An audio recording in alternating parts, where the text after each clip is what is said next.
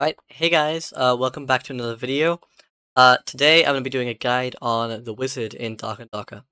So I just got finished up with streaming a runner wizard. I just hit level 15 for the first time, and so I think it's time I teach some of the knowledge I've learned just from playing and from a good friend called Rambi, who has taught me a lot about wizard and actually given me a pretty good build, which I'm going to show to you guys today.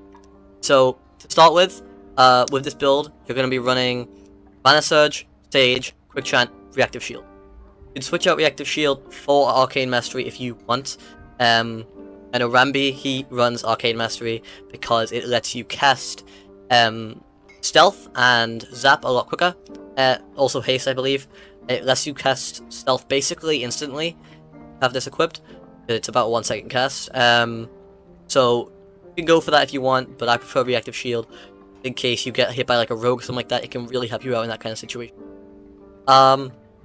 Instead of taking Meditate, you're going to be taking Arcane Shield. This is because Arcane Shield is really good for melee, which is going to be the main premise of this build. We're kind of going to be a sort of melee wizard, or like a scuffed rogue, basically, is what we're going to be playing. A magic rogue. So I'm going to give you a bit of a rundown on why we're taking these abilities. First of all, Sage, that's just going to increase your knowledge by 10%. If you don't know what knowledge does, it basically increases your spellcasting speed, so this is good for just getting up your buffs. We go into the rotation of this build a bit more. You're going to see that basically it involves putting Ignite on your weapon, getting Haste on yourself, getting Invis on yourself, and then killing the enemy, right? So you need to get those three things up as fast as possible, and Sage is a way to do that. Quick Chant is also the same thing, literally just increases your spellcasting speed by 10%, so again, just going to help you cast those things a bit faster. Mana Surge, this is going to increase your Ignite damage. It's also going to help you out with using like Arcane Missiles or like Zap on some lower level mobs, or just finish off players if that's your kind of thing. And again, Reactive Shield, if you're going against some sort of rogue, fast acting weapon, Reactive Shield can help shave off that extra bit of damage, which could be the difference between you living or dying. The spells, we have Ignite, Magic Missile, Invisibility, Haste, and Zap. Can't really change these out at all, other than maybe Zap. You could change out Zap for Ice Bolt if you want.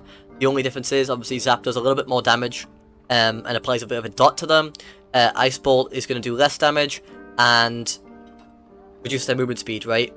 But the movement speed reduce is only 15%, it's only for 1 second, so it's not really that big of a deal. I'd recommend probably sticking with Zap. With Haste, you're already going to be faster than most of the players, so they're not going to really get a chance to run away from you, especially when you're popping out of the shadows, which you're going to be doing for the majority of the build. Now, as for stat priorities, this is what I want to get into next. I have a good build that I'm running right now. I got really lucky with getting. Basically, mainly you're going to want to be stacking magic damage if you can, to get as much magic damage as you can. Will and knowledge, of course, on your gear. So that's talking about like rawhide gloves. They're going to give you knowledge and will. So yeah, just stack magic power, stack magic damage, and magic damage bonus, that kind of thing. Also, don't sleep on like strength and physical damage. You'll see some of my gear here. 2 physical damage on the dagger, physical damage on the ball, physical damage on my helmet, armor pen on there, and 3 strength, and then 2 will, 2 strength, 2 weapon damage, 2 strength on here again. You know, you see all the stuff, 2 strength, 1 agi, but then again, magic damage. Don't sleep on strength for this build. As I said, it's a more melee-focused build, so those melee stats are going to help out a lot. Agility, I wouldn't say go for agility. That's only good for movement speed. You know, it's not bad if you get some of it. It's definitely not bad. You see I have 1 agility on my pants here. But mainly, you're going to be focusing damage as much as possible. So strength, magic damage, that kind of thing. That's how you're going to want to prioritize stats for this build. But anyways, with that out of the way, I'm going to get into some of the more in-depth stuff about this build. So I'm going to show some clips of basically me playing this build and killing some people basically, and we're going to look into what I did. I'm going to explain why I did certain things and sort of the rotation and that kind of thing with the build. So yeah, we'll get into that straight away. So in this first clip, you're going to see I hear a door opening, and it's important to know what I do right here. Why do you not have... So, right here I hear the door on my left opening. So immediately, I'm healing up because I see I'm a bit low in health, right? I make some distance from the door.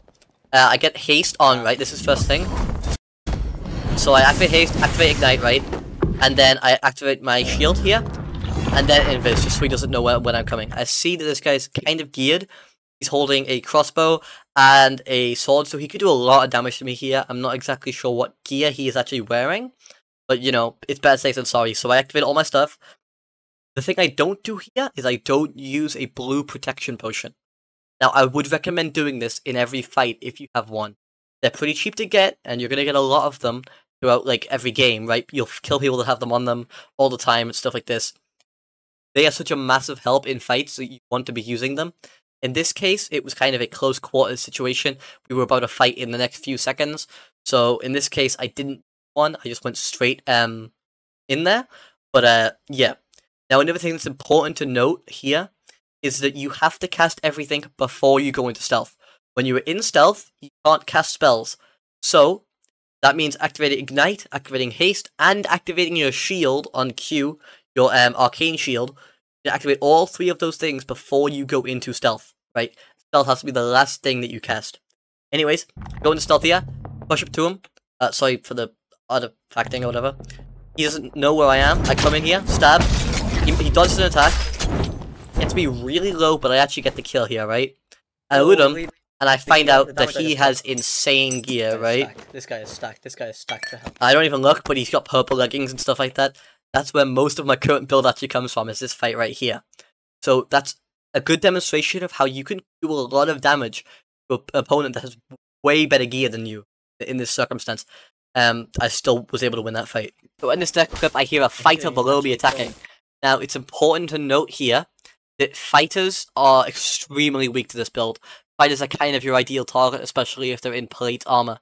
The reason for this is because plate gives everyone, by default, a negative magic resistance, which means when you've got Ignite on your weapon and you're doing predominantly magic damage, of course physical damage is well built onto there, but a lot of magic damage, they're going to crumple really easily to a build like this.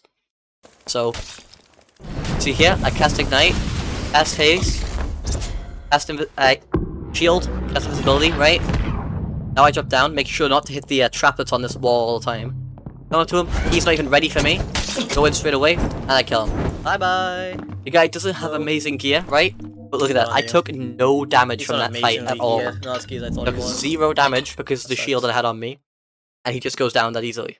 So, straight after that fight with the fighter, I walk into this room, I see a warlock right there. So again, buff up, haste, I use my shield, then I go invis. Hug the wall here, doesn't expect a thing. Come in, the guy panics, look at that. He panics, starts jumping, doesn't swing his weapon, which is a good thing about this build. It's a very surprise heavy build. The guy just panics, swings, and ends up getting killed because of it. Bye-bye, warlock. I loot him, and he's actually has got some pretty good stuff. You can see he's got a ring on him, you know, halberd, strength leggings, not bad gear at all, and some good treasure which I was able to loot from his body. Again, by the way, as I was saying, you're going to get plenty of protection potions. You can see that guy right there has 3 on him. The guy I just killed. There's not a short supply of these. You should be trying to use these every fight if you can. You'll see here, actually, just after I kill the warlock and I'm looting him, see a ranger here trying to shoot at me. So I immediately just drink a protection potion. That's going to save me from 1 arrow if it hits me. So it's worth just using one right now. I know I have plenty, but I just use one. Like, don't try and save these. Don't be sparing about this stuff. I'd say the same with gear as well. Wizard, especially this build, is very gear dependent, right? If you have like a blue dagger and like a blue crystal orb, use it, man.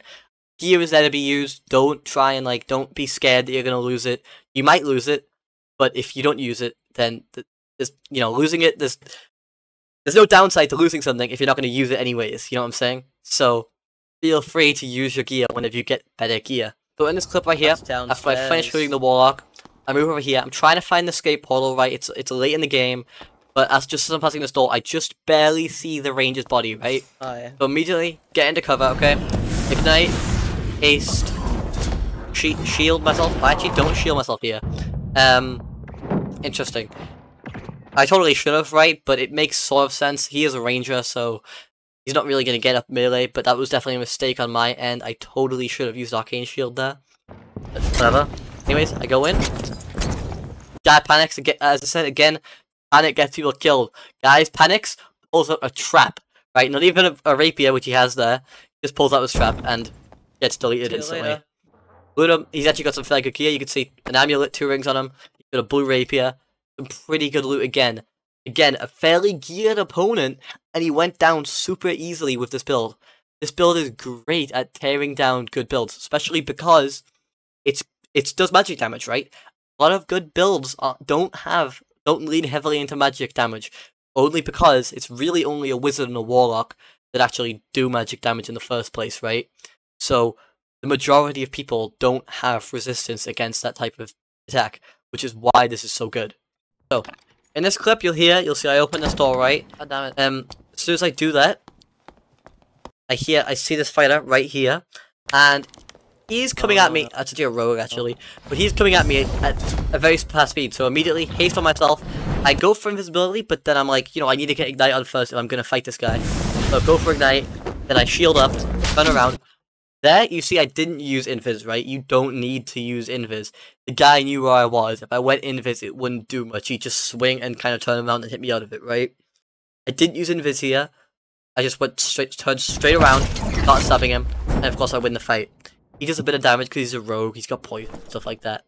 But the guy tried to chase me down, and he found out, right? That's the great thing, again. You turn from him, I think the advantage right here, right here, I try to fight him, I lose immediately, okay? But he gives me a second to just run away, buff up, turn around, and the guy's dead. And again, this is why knowledge is so important in Quick Chant. You can see how fast I cast these spells, and immediately turn around onto him, right? Like, it is not a long buff time, like you have with Bard, or you have with Cleric.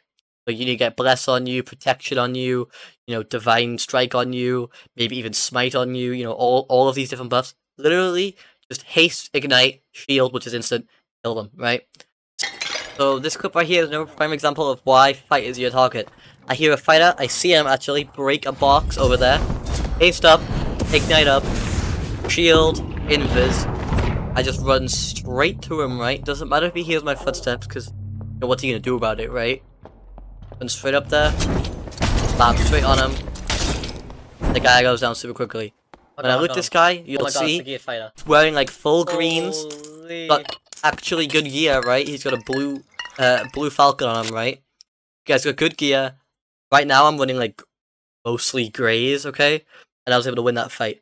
Sure, I did lose a bit of health, but if I used a potion of protection, which I would have been a lot more healthy than I am.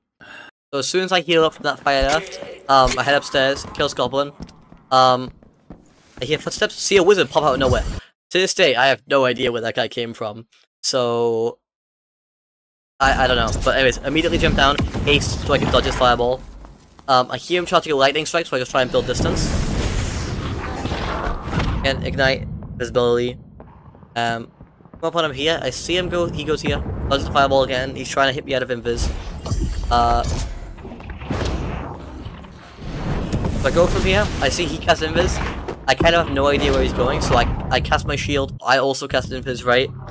I see him. He's over there now, getting attacked by that goblin, which is a perfect moment, right? You use NPCs to your advantage. He's distracted. I come in here, boom, one tap, dead, right? And then I can just finish off the goblin super easy, right?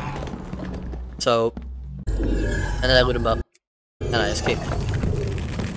So this is one of my first actual fights with this build that I ever did, right? So I think this is a good example. I hear a cleric around the corner here, so I know what to do. I cast haste, cast ignite, and I cast invisibility, right? He shuts the door, I have to open it. It takes me out of invis, it's annoying, but it's fine, I just use another one, right?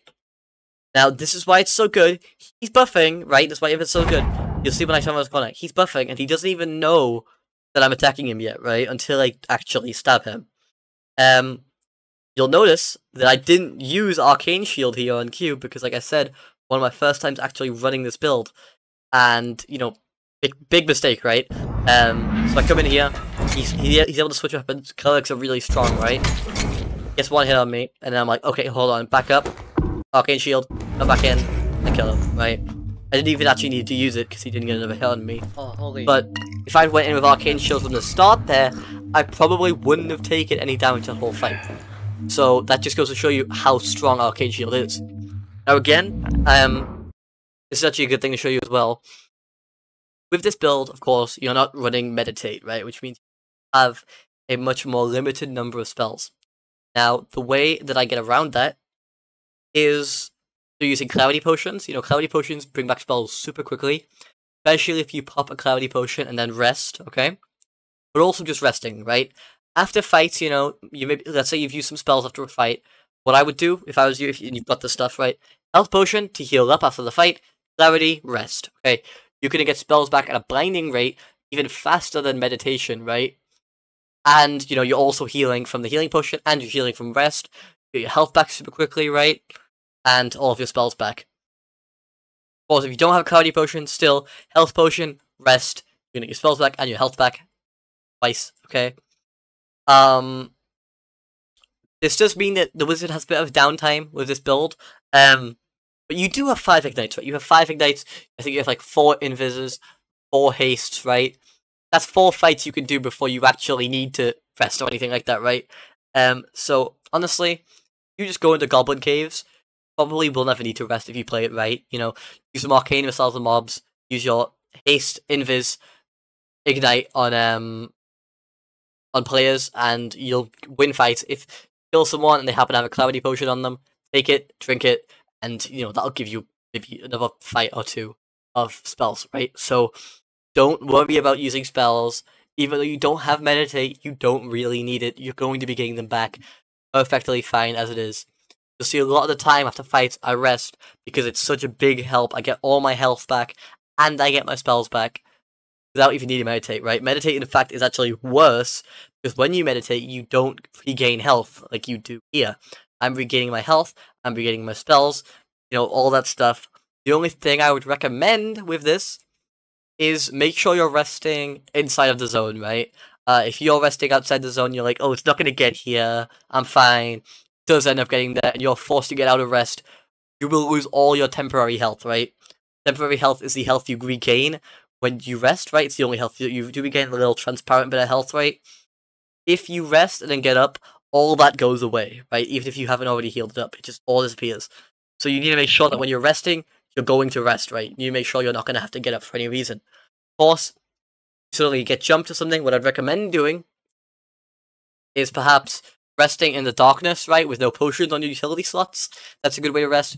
Or put yourself in a room, like, surrounded by doors, right? You'll hear someone opening up the door long before they get to you, so that gives you plenty of time to stand up, buff up, and kill them, right? Just make sure you're resting in good spots, because one of the number 1 ways you're going to die with this build is by resting out in the open and getting jumped by someone when you don't expect it. One of the only times you're actually vulnerable. Yeah, with that out of the way, that basically concludes the guide, right? Like I said, it's not a really complicated build or anything like that. There's not a lot you have to do. Literally, just when you go into a fight, cast haste, cast ignite, cast cast arcane shield, maybe drink a protection pot, cast invis, and go stab them to death, right? It's not hilariously difficult to play, right? And you know, I've had a lot of success with it. I'm about to go bring it into High Roller for the first time. You know, I've never really played High Roller before because this is my first actual level 15. You'll see if I go into classes. I like the variety of playing to the different classes, so I've leveled up a few to around the level 10 range, but I don't actually have them at level 15 just yet. But I'm sure that'll change soon. But yeah, this build is no joke. This build's really strong. Same with my Bard build, right? They did nerf Bard very slightly recently, but it's still by no means weak, right? My other Bard guide still completely works. There'll be an end card at the end of this video, which actually shows you to that Bard guide if you want to watch that too. But yeah, for the most part, I'm only making solo guides, because I mainly play solo, right? I find solo really fun. You don't need to worry about your teammates and stuff like that. You don't need to sacrifice your health reviving them, stuff like that. So yeah. Thank you guys for watching. Perhaps my next guy might be on Rogue. I'll have to see. Maybe Cleric, actually. But, yeah, thank you guys for watching, and I'll see you guys later. Bye, guys.